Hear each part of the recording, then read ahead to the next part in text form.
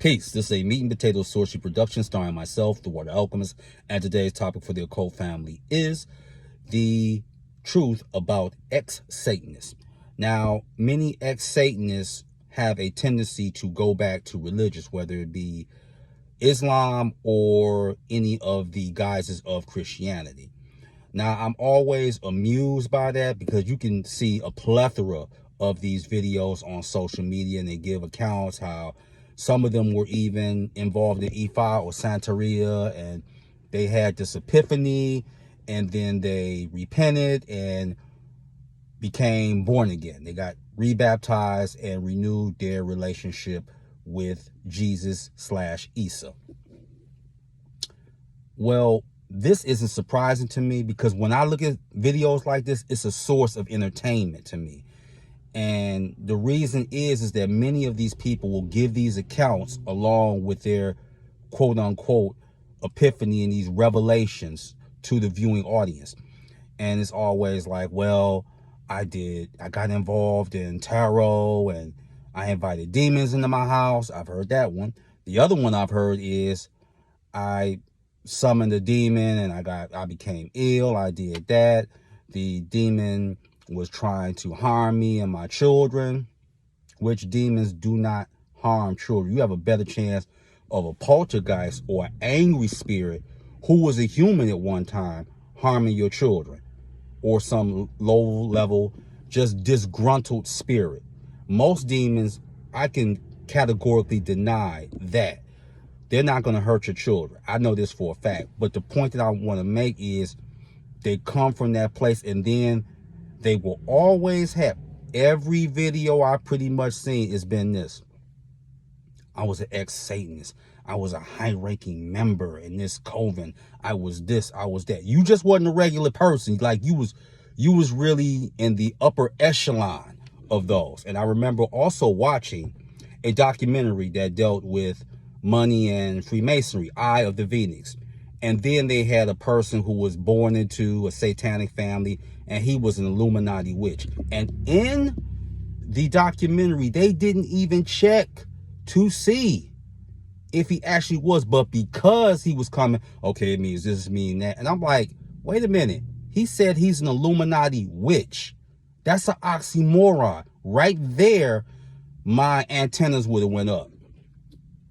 And this is one of the greatest weapons of Jehovah, because he knows that there's always going to be someone new to the craft that's going to click on these videos. And I would like to thank my student because we had discussed this topic a couple of days ago. So shout out to him and his family.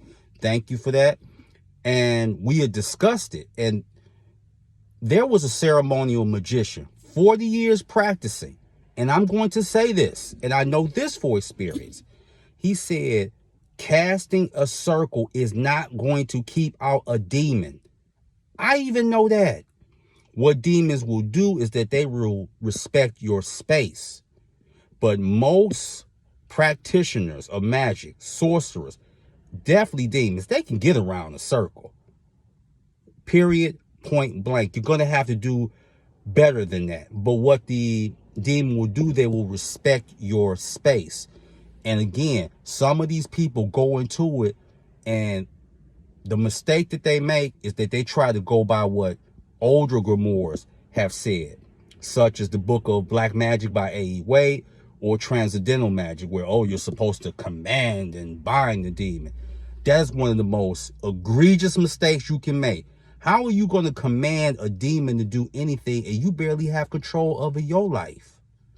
So when these people give these accounts, they're not being forthcoming. And they were going to go back to religion anyway. It's just that here's the thing that Yahuwah/Jehovah counts on. I'm going to tell you this so you won't make these mistakes. 1, fear. That's the #1 weapon that Jehovah will always have. Fear. That's 1. Avoid that. You have to come from a place of inner strength.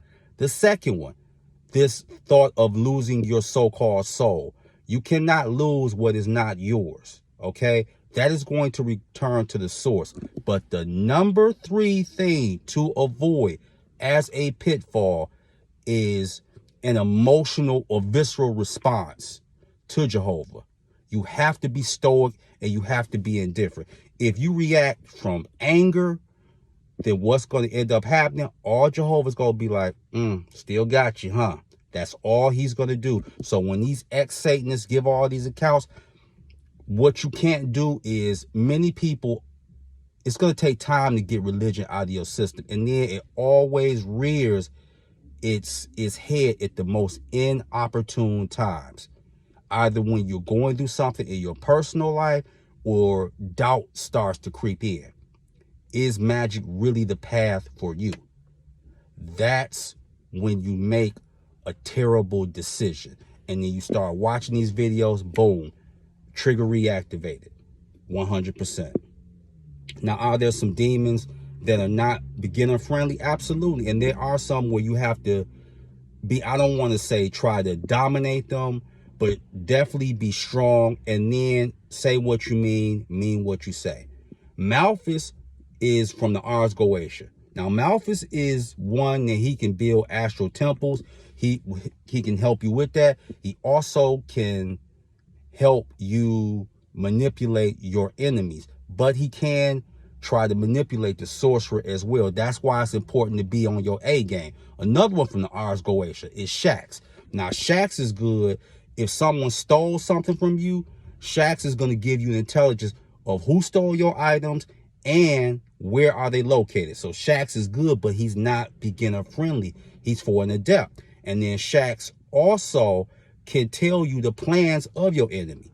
So if you want to work with a demon that's skilled in counterintelligence, Shax is definitely the one, but he's just not for beginners. So that's one. So when I would be careful of viewing these videos, like I said, it's entertainment to me, but the purpose is with these practitioners were like Shaggy from Scooby-Doo. They were scary to begin with, but you want to know why they went into magic? See, they won't tell you that one, but I'll tell you. They went into it because they wanted to get their ex-boyfriend back. Oh, I was bullied in high school. I watched The Craft and I decided I wanted to be a witch. And the other thing is they want status, but they're not going to tell you that. So I'm going to say it for them. It's the Kobe Bryant of magic. So that's the truth about ex-Satanists. They know it and I know it. So with that, that is your meat and potato sorcery for the day. I am the Water Alchemist. Be water, my friends. Peace.